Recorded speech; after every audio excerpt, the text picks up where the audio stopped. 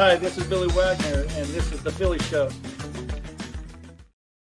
Ruben Amaro Jr., Jim Salisbury, Todd Zolecki. Hope everybody's doing well. It's the Philly Show. It's Friday, July 25th, 2025.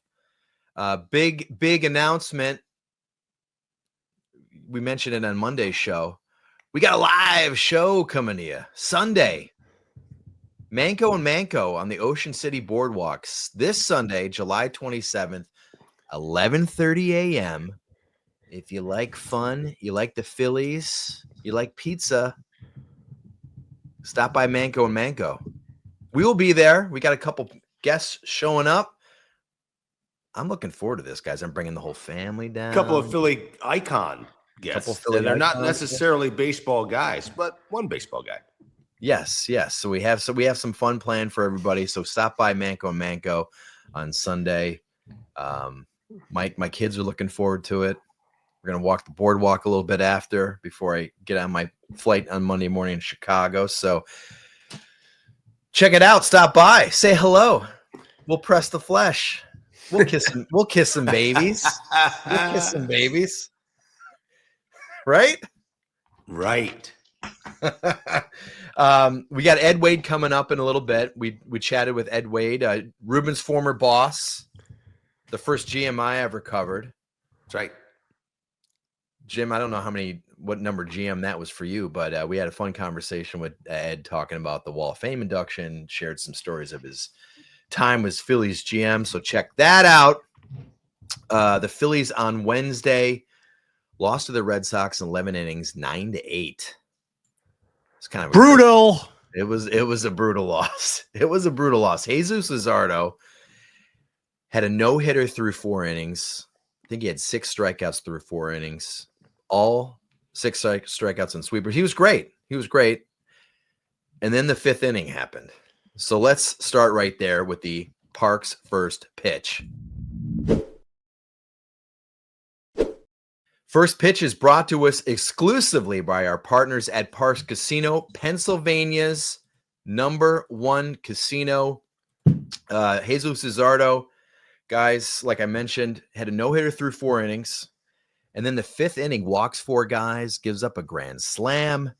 Jesús Luzardo in his first 11 starts this season, 8-3, 2.15 ERA. In his last 10, 3-5, 8.04 ERA. Are you concerned?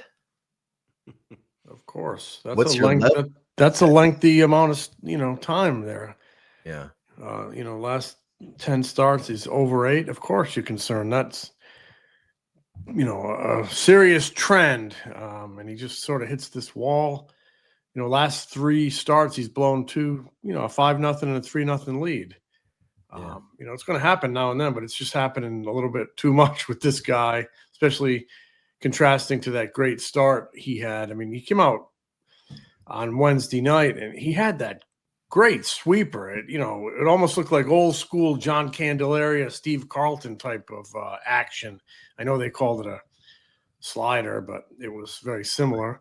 And he's getting the swings and misses, and his offense gets him a big lead. You get home runs from the guys you need home runs from, right? You need those 2 guys to heat up, continue to stay hot, Schwarber and Harper. And then, runners on base, his heart rate must just go crazy, and he doesn't execute pitches. He loses his location, and all of a sudden the lead is gone. There's a lot of factors there. That game got fast in a hurry, and he looked like he was lost in traffic, like a 16-year-old learning how to drive on the Schuylkill. With the cars whizzing by you, and he couldn't slow it down. And they needed to get him out of there quicker, but it happened so fast. And I hear Rob Thompson taking some heat, and he said he probably should have gotten him out of there a little quicker. You can put some of it on him, but you want to bring Romano into a bases loaded situation with the way he's pitching? I mean, there were a lot of stuff. He needed to get that last out, and of course, Mother Nature didn't help. That was a strange purplish orange twilight sky, and JT never saw the ball. I don't think anybody saw the ball, and boom, it blows up in your face. They put up a 5 spot on you after the inning should have been over. So it happened to Ranger the other day with, on the blown third strike on Trout. One little thing in this game can blow up in your face. And but no excuses. Luzardo needs to lock down that lead. It is a concern with the way he is pitching, and stuff is good. And you can just almost kind of now see all roads lead to the bullpen in October if the Phillies indeed get there. I think they will, but all roads for him seem to lead to the bullpen. Yeah, you pretty much unpacked it all there. The concern I have is, and this is a guy that I thought would love the emotion of being involved in these big games and with the big fans and these situations. But it seems like the game speeds up on him a little bit, and it can't seem to calm his emotions. He's an emotional kid. He looks calm. His face looks calm, but it's obvious that things are speeding up on him, and it's something that hopefully he can overcome because his stuff's great.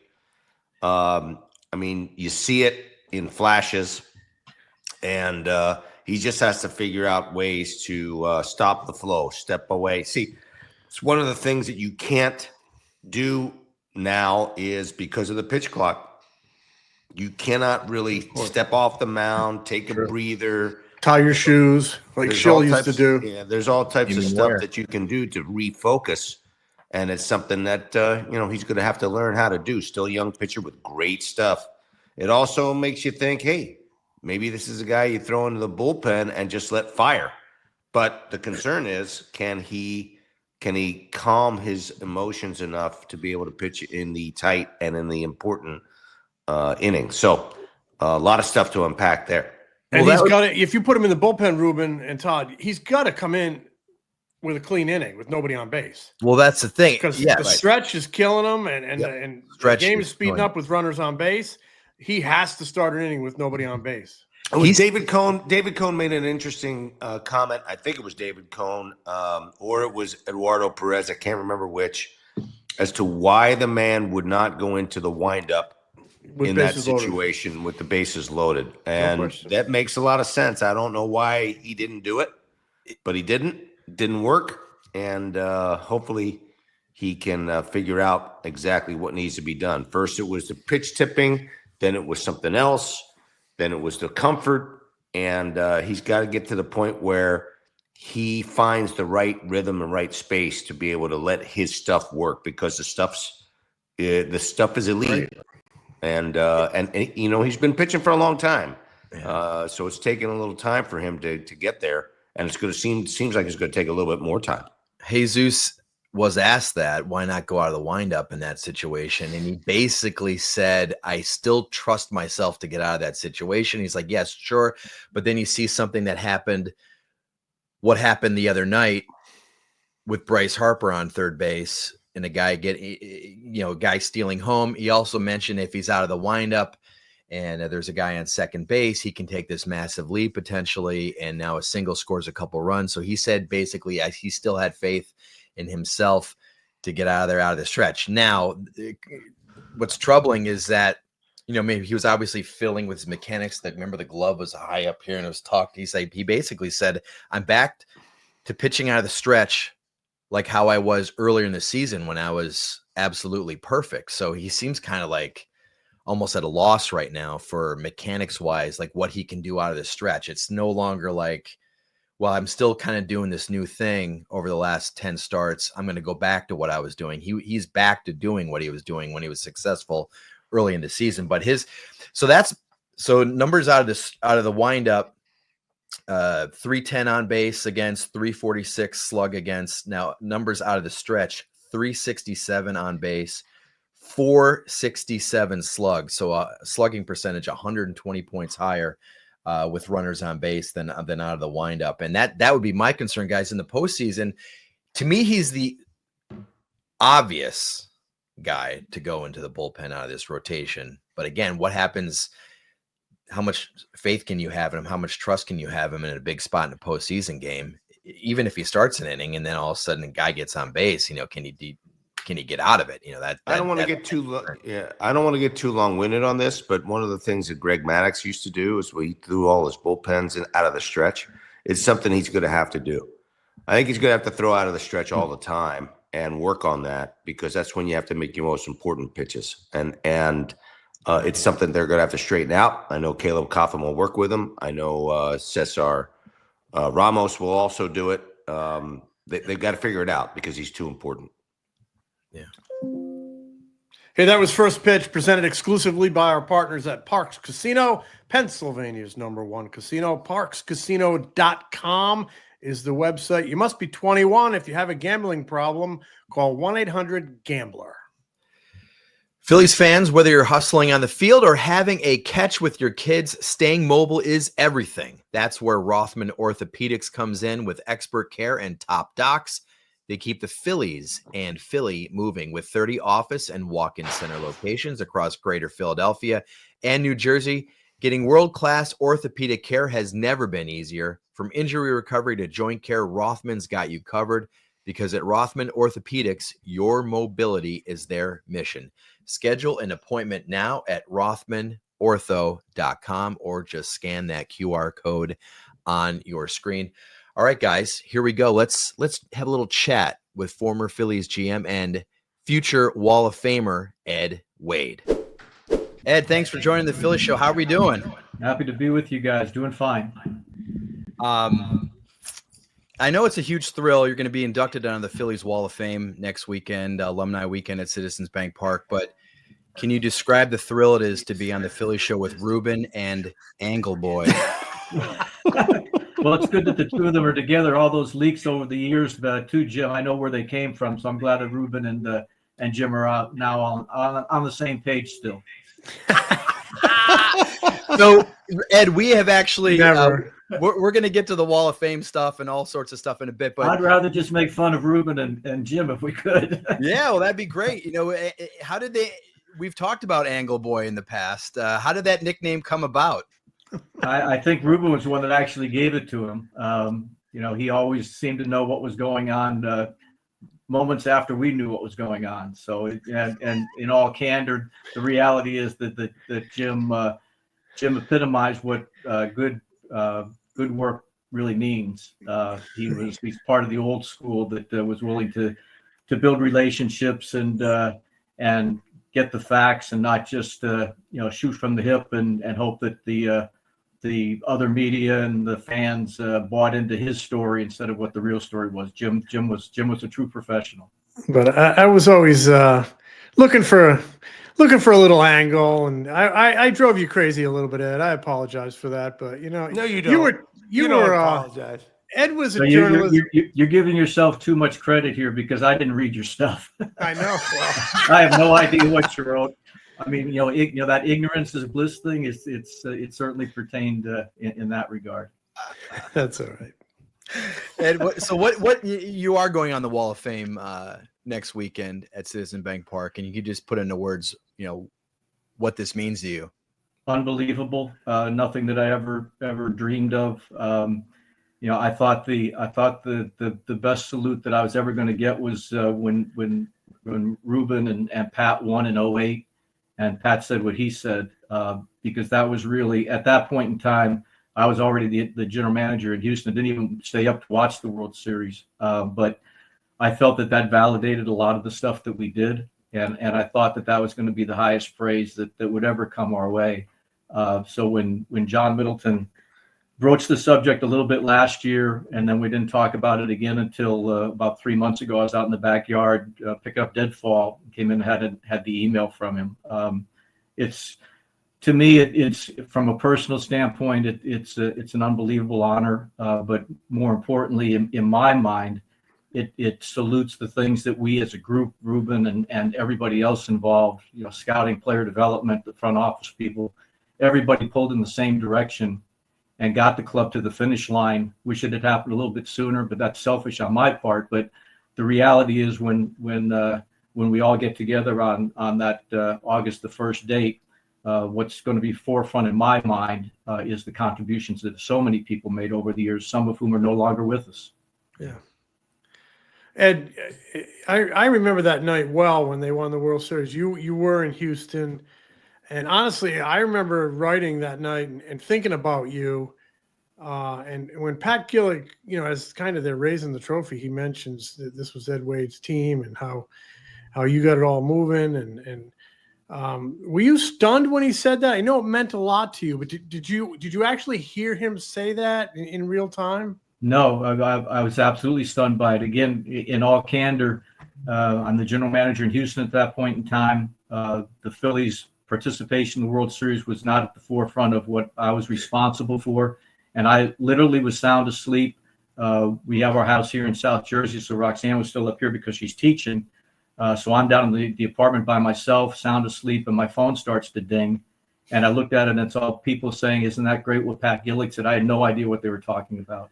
And obviously found out after the fact what indeed he did say. And as I said at the beginning, that was a validation that I really never anticipated. Didn't expect Pat to do something like that, but it meant the world to me, because not only from the standpoint of Pat saying it, but Pat and I have somewhat of a connection with regard to our mentor. Tal Smith was Pat's mentor. They worked together in Houston and with the Yankees, and have been lifelong friends.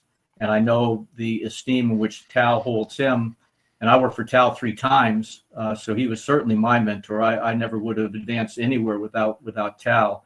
So for somebody like Pat to say, because of that connection between the 3 of us, Tal and Pat and myself, it probably meant even more than just the words that he said that particular night. Time for a quickie break. Todd Father and I are going to tell you about Huel, but it's mostly going to be Todd Father because I'm going to take a sip. Well, we're talking about Huel, 27 vitamins and minerals. It's a complete meal. Let's listen. We all have busy schedules. As Scott's sipping it down, it looks delicious. It tastes delicious. When we're on the run, we need something to eat quick. And guess what? Huel is there. All different flavors. Scotty loves them. I love them. And I love how variety packed it is. And we can eat them any time of the day. That's right. Yeah, check out the website. There's bars. There are so many different flavors. I love the black edition. Chocolate, 35 grams of protein. There's strawberry shortcake, coffee caramel, cookies and cream. I can go on. And you get yourself 15% off if you're a new customer using the code FOUL at Huel.com/foul. Please see our description for the terms and conditions. Skip the stress, not the nutrition. Try Huel today for complete nutrition with the code FOUL at Huel.com/foul. He also said something at his introductory press conference. He mentioned how he thought he was inheriting a really quality nucleus, thanks to your work and thanks to Ruben's work. I mean, you talk about mentors. You were that to Ruben, right, Ruben? Yeah, no question about it. I mean, obviously, I'd never be in a front office without Ed having chosen me. I don't know, still not quite sure why, but I want to say a couple of things. One, I appreciate that. Obviously, indebted to Ed for a number of reasons. One of them, obviously, being having been able to work for him. So I'm very, very fortunate to have been able to do that. And sort of cut my teeth in the front office with Ed. So that sort of goes without saying, but it must be said that, have great gratitude for what he did for me as a person, as a player, as an adult. But I did want to ask you a couple of questions before I get too emotional. Of the things that you've done, and you've done a lot of them, Ed, and you haven't gotten a ton of credit for them other than what we just talked about. What are your proudest moments as a front office man? I'm not talking about a dad or grandfather. Right. I'm talking about the things that you've done in the front office. So first of all, I can, without throwing the jokes aside, which we'll probably get back into later on, but the reason that I hired Ruben, the reason I hired you, Ruben, was I recognized my limitations coming into the job. This was an opportunity for me to hire somebody who was a former player, bilingual, Philadelphia native. There were so many boxes that Ruben was able to check in that regard. And I got some criticism for hiring Ruben because a couple of people who had a lot of time in the game said, look, there have been people waiting for that opportunity to come along for a long, long time. And, why did you take Ruben and jump the line, so on and so forth. And the answer was, my concern was not the people in line. I clearly understand that. Was one of them at one point in time. I had to do what was in the best interest for the Phillies as a team, and for me personally in that job. And I'll also remind all of you guys that we worked an entire year without an assistant general manager, right. Susan Ingersoll and a lot of different people in our office, because Ruben wanted to, unfortunately, torture us with one more year on the field. So we went through all that process, and I didn't change my mind. And so that was really the sum and substance of it. I forget what the second part of your question was. Well, the things that you're proudest of, as far as like the decisions that you made over the course of time, and some of the things that you've done in a couple of different front offices, because you basically built nuclei for two different organizations that went on and had a lot of success. Well, with regard to the Phillies circumstance, we fulfilled the promises that we made. When I became general manager, Lee Thomas was a great mentor to me.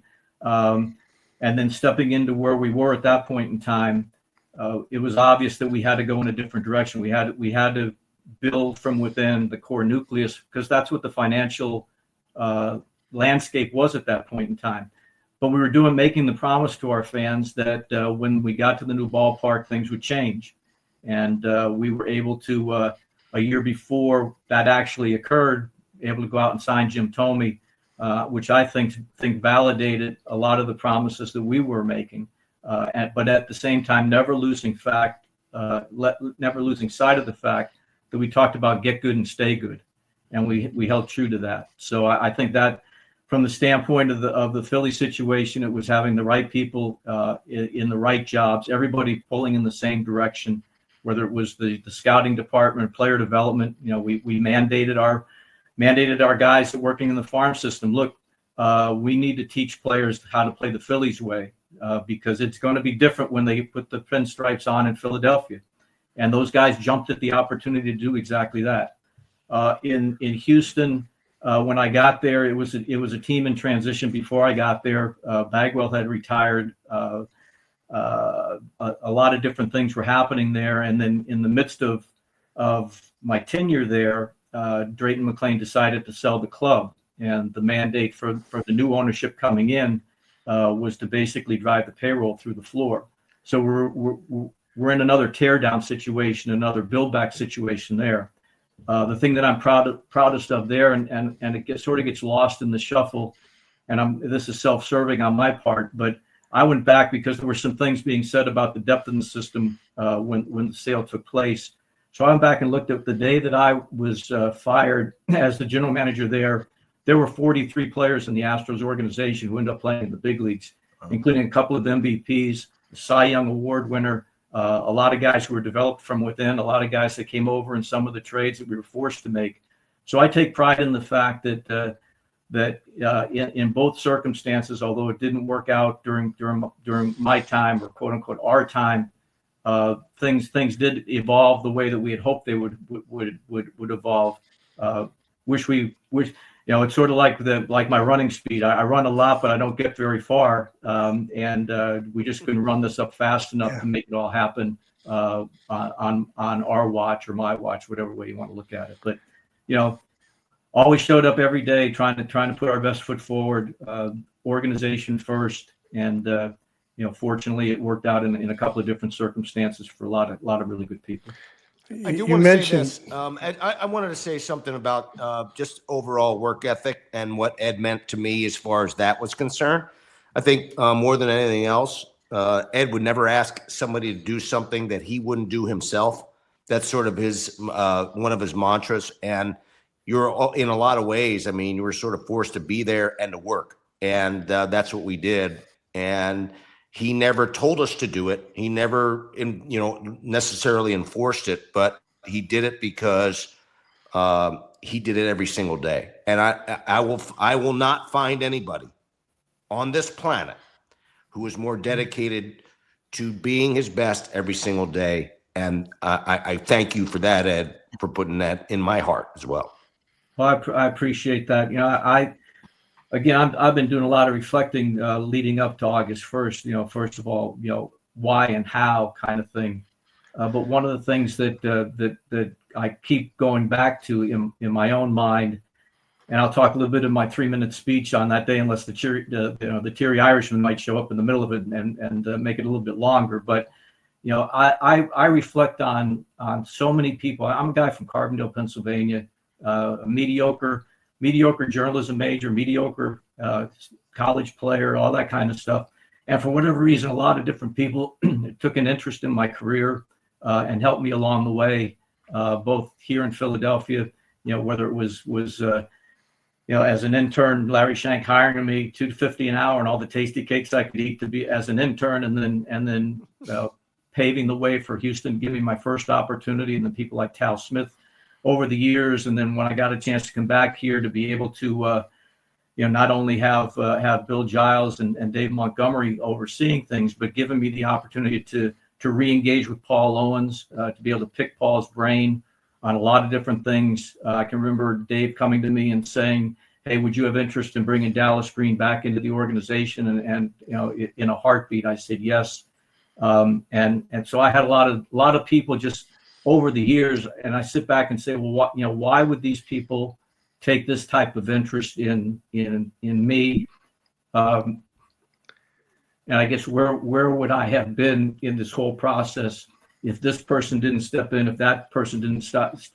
I tell people when I took the internship with the Phillies, there was only one other job possibility, and that was writing obituaries for the Scranton Tribune. I didn't want to write obituaries. My dad was a funeral director, along with being 27 years on the Delaware and Hudson Railroad. I didn't want to write obituaries. And in retrospect, I think the Scranton Tribune wrote its obituary about 15 years ago. So I think the internship, from a professional standpoint, made a lot of sense. And as I've talked about, everybody's heard me talk about meeting the Phillies usherette at the 4th floor elevator at the Vet, and this past January we celebrated our 44th wedding anniversary. So with Gary Maddox as my best man and all that stuff.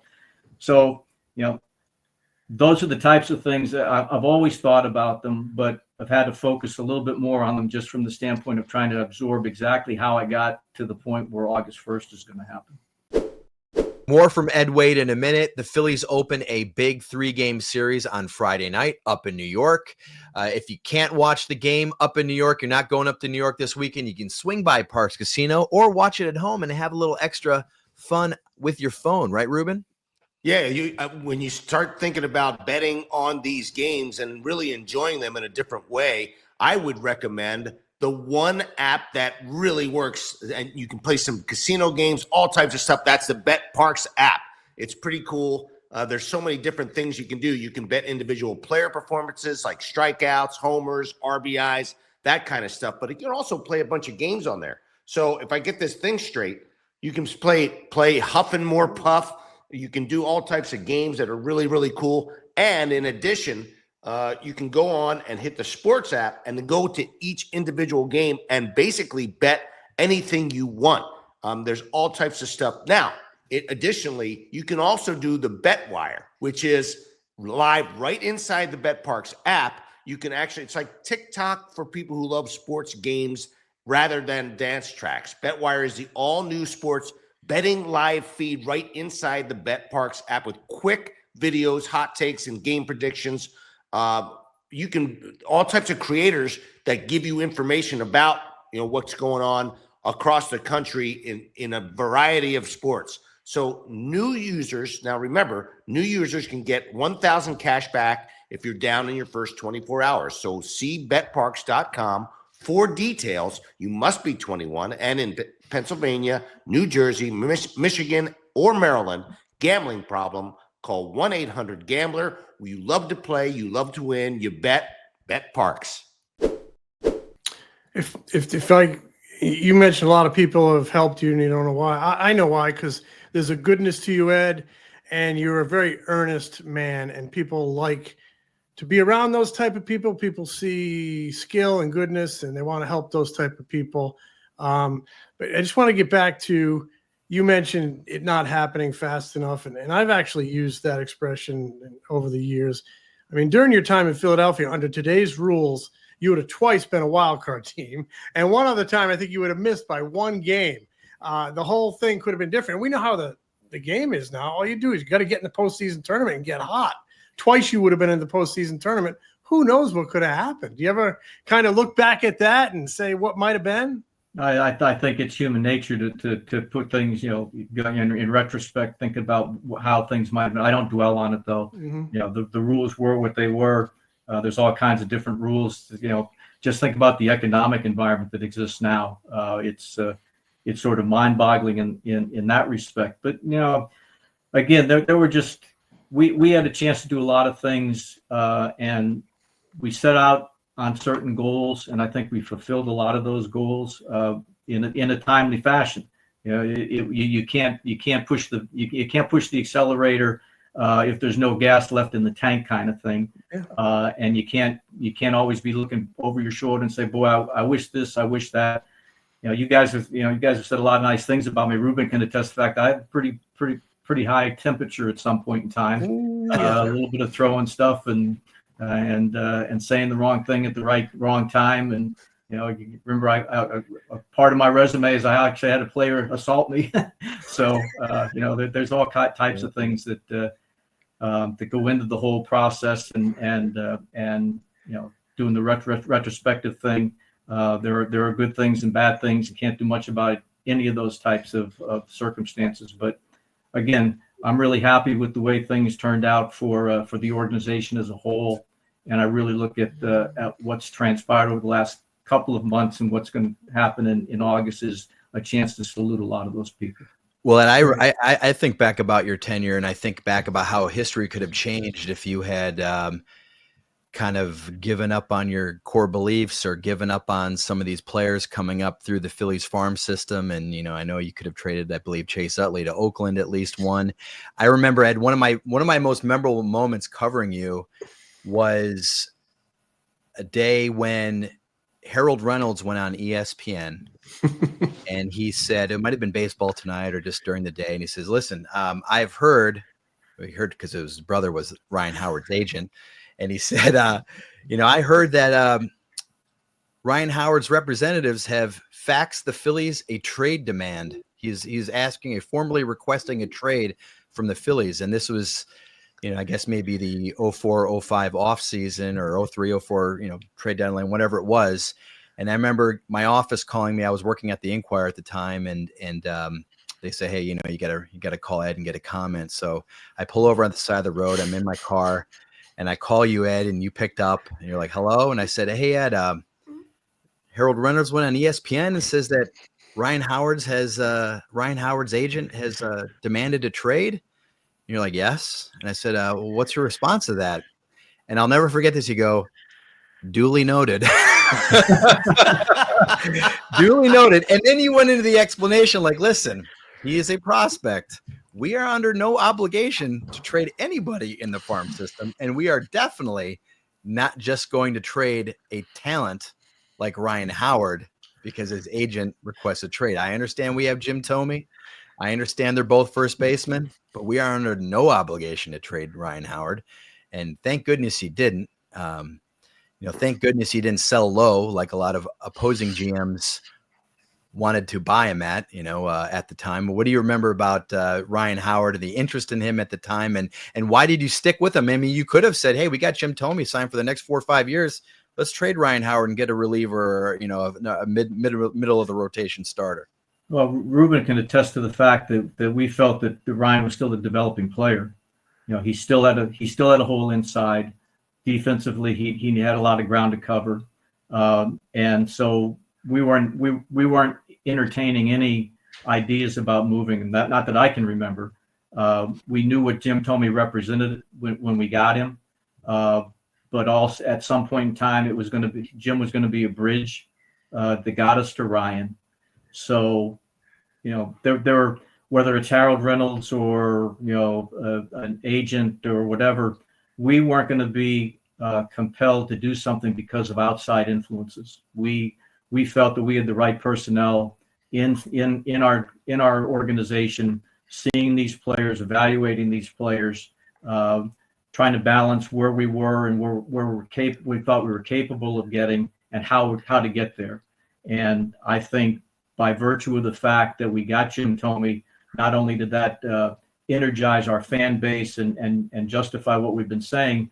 But it also made us a very strong club in and of itself, and then gave us the opportunity to take our time with Ryan. What would have happened if we brought Ryan up prematurely and he struck out 220 times in a season and had 19 errors at first base? You would be hearing just the opposite. Why did they bring this guy up? Why didn't they go out and get something? They say they're trying to get to the finish line sooner rather than later, but now they're living through this. Why not have it happen to AAA or whatever? We try to balance all those things and take all those things into consideration. Some of the decisions we made turned out very well. Some of them were a train wreck. But that's when you're tasked with making a lot of decisions, you're going to make some bad ones at certain points in time. But not letting yourself be derailed by a couple of mistakes or misjudgments and end up in a worse position than not only you anticipated, but what you could have avoided if you had done things a different way. One other thing I would say, if let's take Tommy out of the thing and throw Ryan into the thing, and things went well, from a self-preservation standpoint, I could have convinced myself, from a self-preservation standpoint, I should do A, B, and C instead of 1, 2, 3. But that wasn't the task. The task wasn't self-preservation. The task was fulfilling the obligations that we had in the positions that we're in, whether it was Ruben in his position or Mike Arbuckle in his, or whoever the manager was at any particular time. I thought we did a good job on hiring 2 really good managers. Larry Bowa, smartest baseball man that I've ever been around, but time and circumstance dictated that we had to do something different. We bring Charlie in, and the first reaction that our fans have, I can't understand a word this guy says, country bumpkin, all that kind of stuff. But Ruben played for him. We had a lot of good intel coming. At that point in time, we had Tommy, so we had a lot of different intel that we could grasp and figure out that Charlie. We interviewed a lot of really good baseball people who we could have taken. We could have stayed with Bo as the manager. There were a lot of different things we could do, but I'm a big believer in time and circumstance, and Charlie was a perfect fit for the time and circumstance. Could we have predicted that it would be as successful as it has been, where Charlie goes from being considered the country bumpkin to not being able to buy a meal for himself in the entire tri-state area? We could not have predicted that, but we knew we had a good baseball man in Charlie who fit the profile of what we were trying to do and fit the time and circumstances, and couldn't be happier with the Tommy, with bringing Jim in. Couldn't be happier with Charlie. Couldn't be happier with giving Ryan the opportunity to get his feet on the ground and become the player that he was at the big league level. Could he have been there sooner than that and make it all happen? We'll never know that, but we know what happened on the back end, and it was really, really good. One of the things I always say about that Ryan Howard thing, did he stay too long in the minors? People still debate that. When Ryan Howard showed up, he hit 300. Maybe you did it just right. So I was wondering, you mentioned Jim Thome, one of our favorites, all of us. Do you still have the famous email that you sent him on Thanksgiving morning to help persuade him to come to Philadelphia? No, I don't. No. Okay. You remember it? No, I don't. We did, we did a lot of things. We were recruiters, and I remember Ruben and I at the general managers meeting, and we flew over to Arizona to who do we fly over to see? It was in Tucson. Yeah, I was there. I remember you guys offered him at 12:01 when the free agency period started. That was pretty wild. That was a wild fall. We were all headed in different directions. I remember I flew up to we flew from the GM meetings and had a meeting with, I'm drawing a blank now, the third baseman, David Bell. Oh, David Bell. So Ruben and I flew to meet with David Bell. Then Ruben flew someplace, and I flew up to the state of Washington to meet with Jamie Moyer. I had to wait till like 1 o'clock in the morning because he was doing the charity event. We were chasing big name pitching and Tom Glavine was another guy. Glavine was the primary guy, right. and then we had Jamie, and then we had Paul Bird, and those were sort of the 3 guys. But we were really sitting on Glavine, waiting to see if that was going to be, and so we sort of deluded ourselves to think that we were really in the hunt. But in the meantime, I called Jamie Moyer and I said, look, Jamie, if they're out offering you something to stay in Seattle, take the deal because we have to run this thing out. So he re-signed. Glavine signs with the Mets, and now Paul Bird signs with Atlanta. So we're shut out. And I'm driving to December the 20th, which is a tender deadline. I got in my car here in Washington Township. I'm driving to the ballpark, and my phone rings, and it's John Schuerholz. He said we're gonna non-tender Kevin Millwood, which obviously makes him a free agent. Anybody can sign him. If we put him in this circumstance, he's going to get a multi-year contract from somebody. Would you consider trading Johnny Estrada for Millwood? I said, John, I'm on my way into the ballpark right now. I'll call you when I get back. I drove into the parking lot, went into the office, talked to Ruben, talked to Mike Arbuckle, a couple other people, and I called John back and we made the deal. Wow. At that point in time, we had nothing, and all of a sudden something like that falls in our lap, and it was the fastest trade we've ever made. It was a 2-phone call trade, but sort of giving you a long wind, not necessarily answering that question about where we were going and what we were trying to do. But these were the types of things. Some things just dragged on and on and on, and you never get to the finish line. And Schuerholz, John is a straight shooter, and it was a deal that made sense for us. We had Lieberthal as our catcher. We had Chooch coming through the system, and it made all the sense in the world. And so we go from a big zero for our Chase for starting pitching to a guy that really contributed a lot for our ball club and continued the progress that we were making. What do you remember about the interest in Chase Utley, and how close or not close did you ever come to trading him? Oakland always gets mentioned. Never got close. I think the Oakland thing gets mentioned a lot because of Moneyball. That in all honesty, and I know Chase wasn't happy with the process, the progress or the pace that his deal, but that our problem wasn't going to be guys getting ticked off that they're spending what in their mind too much time in the development process. Our mistake would have been if we had accelerated the process and things didn't go right, particularly in a city like Philadelphia, because if it doesn't go right at the beginning, the guy's got to dig himself on a really big ditch sometimes. It's not of their making, but it's in the making of whether it's the media or the fan base or their expectation of how fast something's going to happen. I remember you. So you signed a Hall of Famer in Jim Thome. You also traded for a Hall of Famer in Billy Wagner. You brought to Philadelphia, who's going in the Hall of Fame in the next few days, I guess, right? What do you remember about that trade going down? Well, Ruben and I made the trade, right? Ruben, you were the general manager at the time, if I recollect. Is that?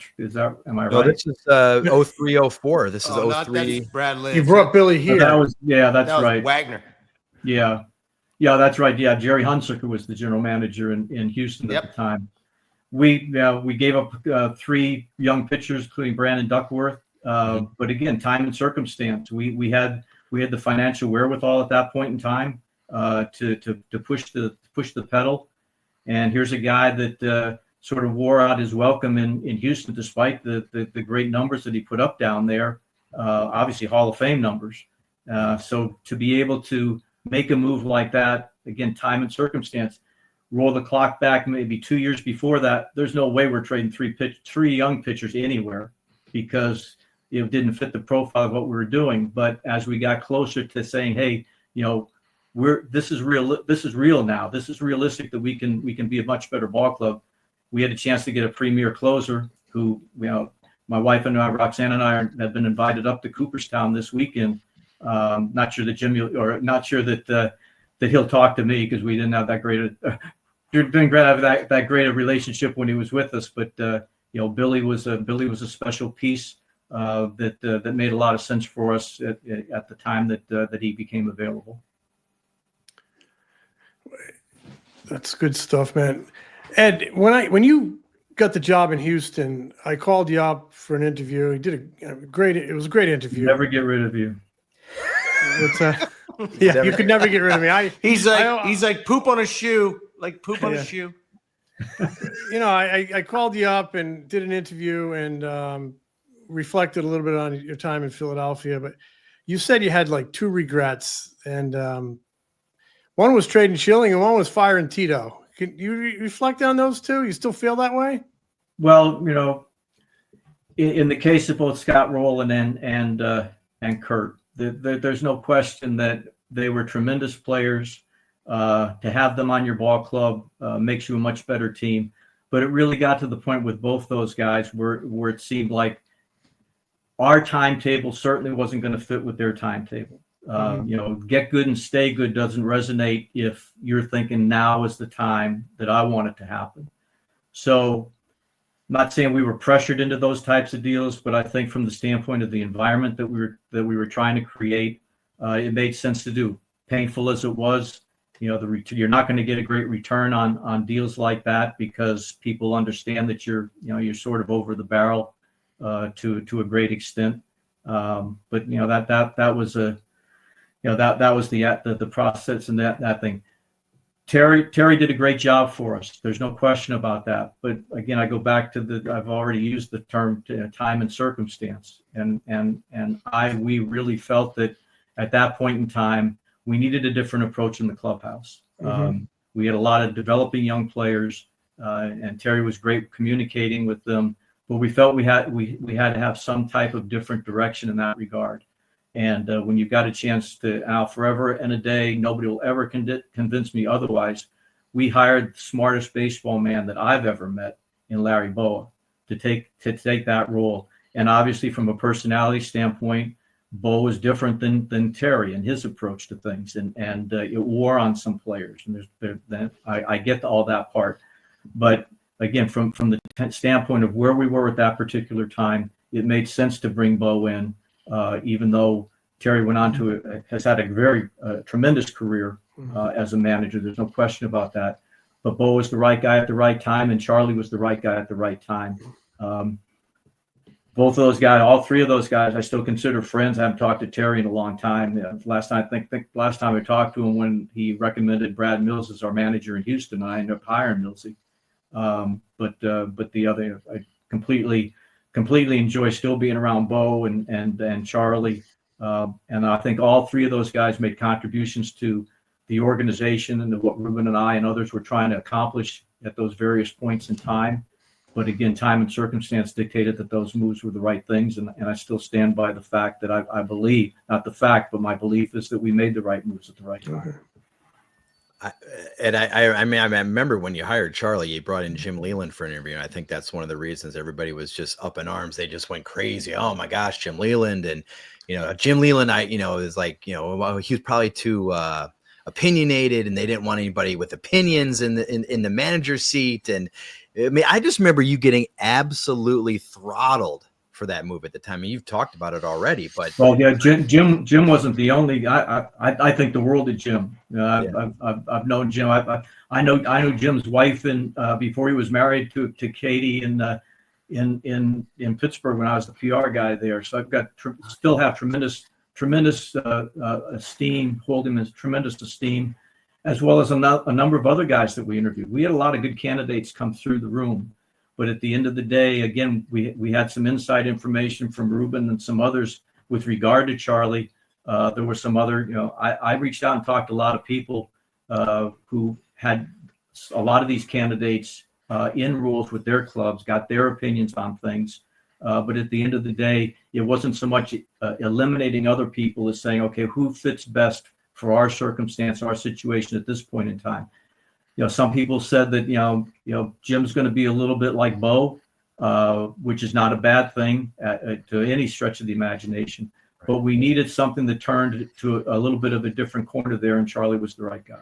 Yeah. It wasn't a case of this guy's not the right guy, great candidates, but you had to say, well, okay, what guy makes the most sense for us at this point in time? Right.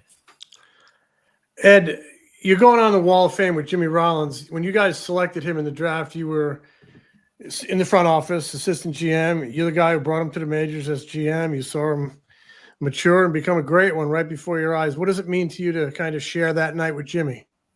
It means a great deal, not only from the standpoint of Jimmy getting his just deserved, but I also think that it's a really big thing for, again, the scouts, Mike Arbuckle and Marty Wooliver and the guys that work for both those guys.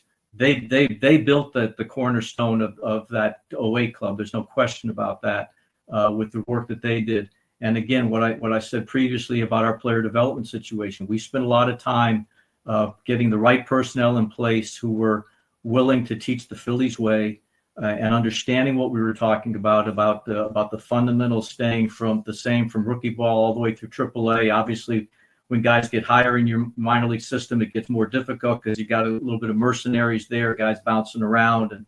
But everybody was on the same page with regard to, if we're going to build this thing from within, it's got to be the proper structure. It's got to be the proper structure that finds the right players to go into the system, and once they're in the system, to be able to progress and become the types of players that they have to be, whether they're going to play at Veterans Stadium or Citizens Bank Park. And I take pride in the fact that we were able to build that type of infrastructure that allowed us to have these guys develop the way that they did. When you saw Jimmy in the minors early on, did you know he was going to be a great one? I think from the standpoint of tools and personality, it was a perfect situation. There was no question that our scouts hit it right on the nose with regard to his ability to play. You're talking about a switch hitting shortstop with great hands and great speed. And then from a personality standpoint, I remember his first spring training with us.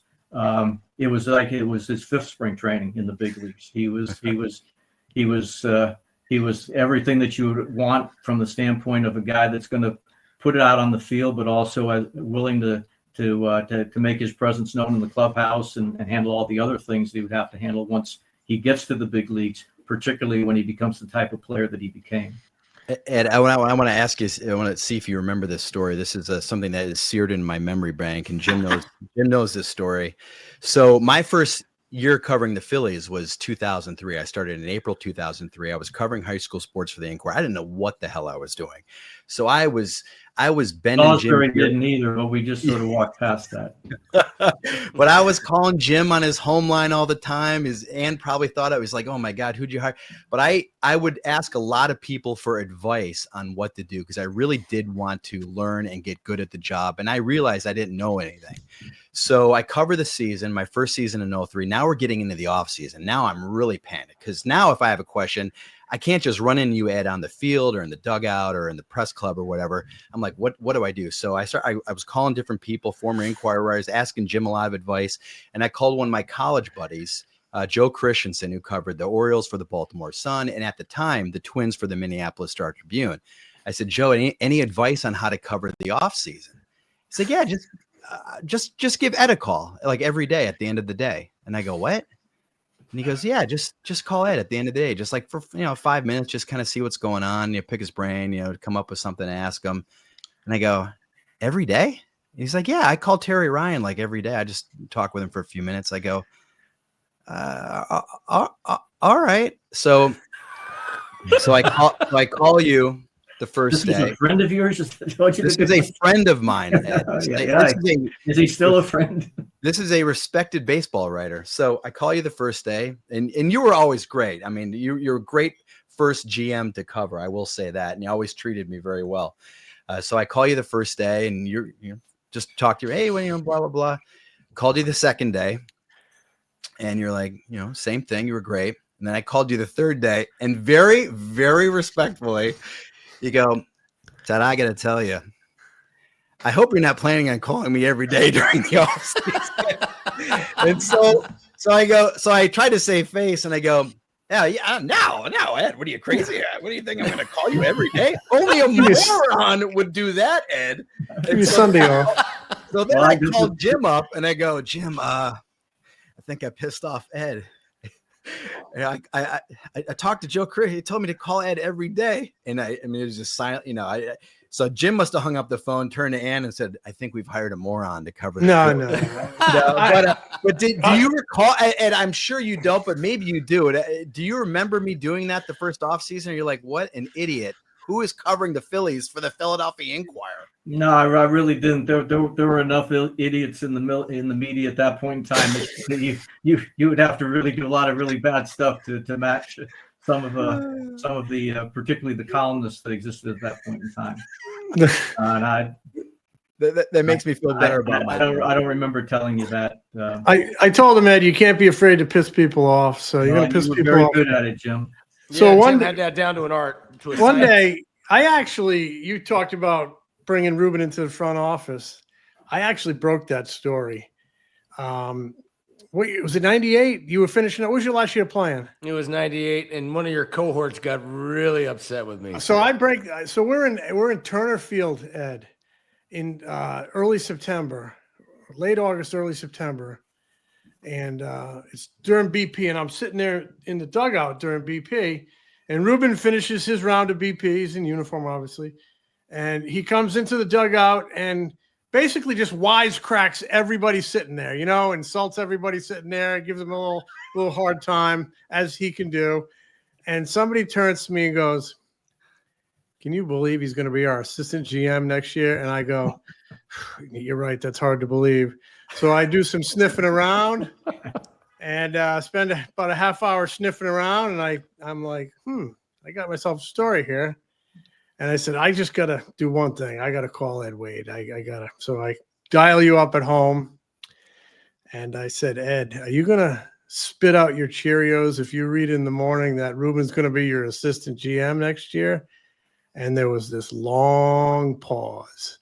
And you go, no, you didn't get it from me. How much did it cost Ruben to have you make that phone call to me? Ruben lied to my face when I put it to him. Oh, well.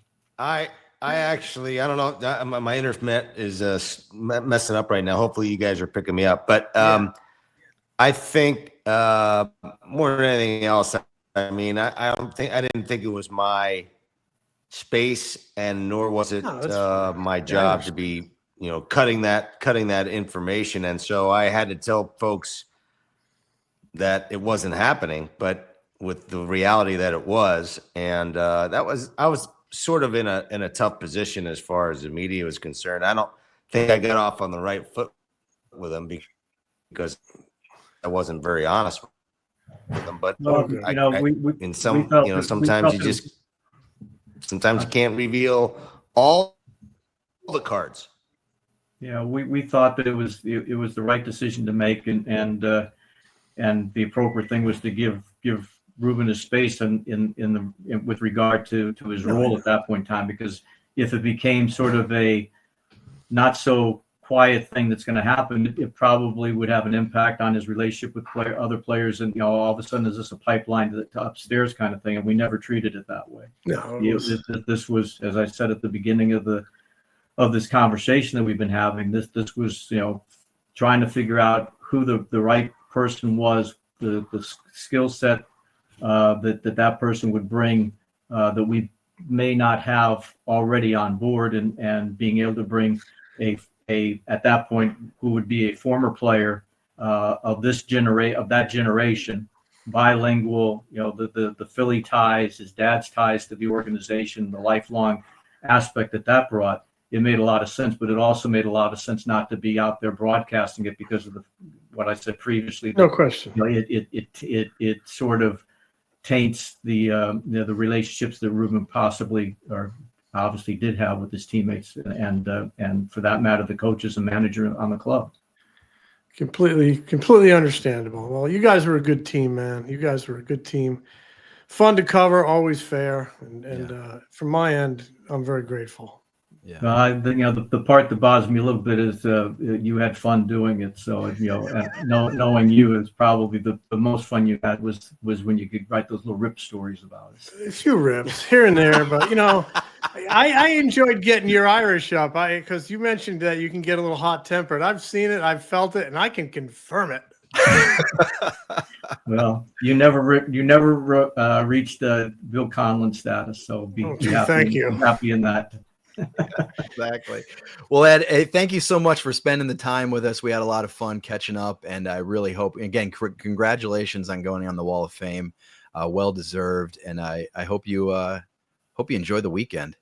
Well, thank you, and I enjoyed this because three good guys, and I appreciate that. Thanks. Congratulations, Ed. Happy for you, my man.